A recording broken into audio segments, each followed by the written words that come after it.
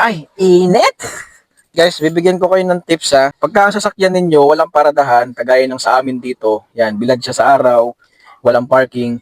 So, syempre po, bilad yan. Kulob yung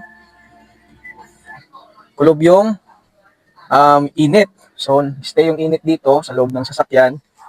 So, para hindi siya ganun kainit, guys. So, ang unang-una po ninyong gagawin ay buksan muna natin yung makina.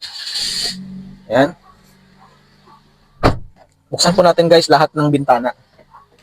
Ayan. Bukas na po lahat ng bintana. And then, wag nyo muna kagad bubuksan yung aircon ninyo. Fan muna tayo.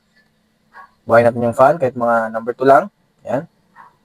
Para guys, yung aircon natin ay hindi nabibigla. At the same time, yung init na naipon doon sa loob doon sa may hood, ay lumabas. Pati yung, para matulungan din po niya, yung naipong init dito sa loob ng sasakyan, lumabas sa mga bintana natin.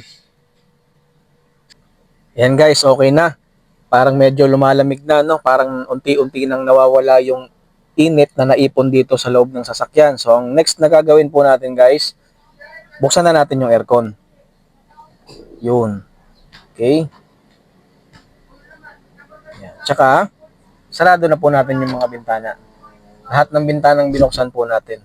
So, para lang yun sa mga hindi pa po nakakaalam, ha?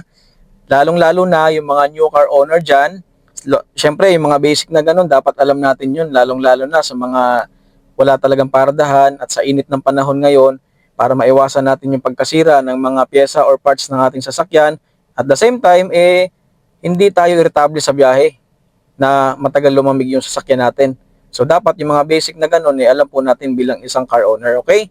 Yun lang po. Sana nakatulong yung video na to.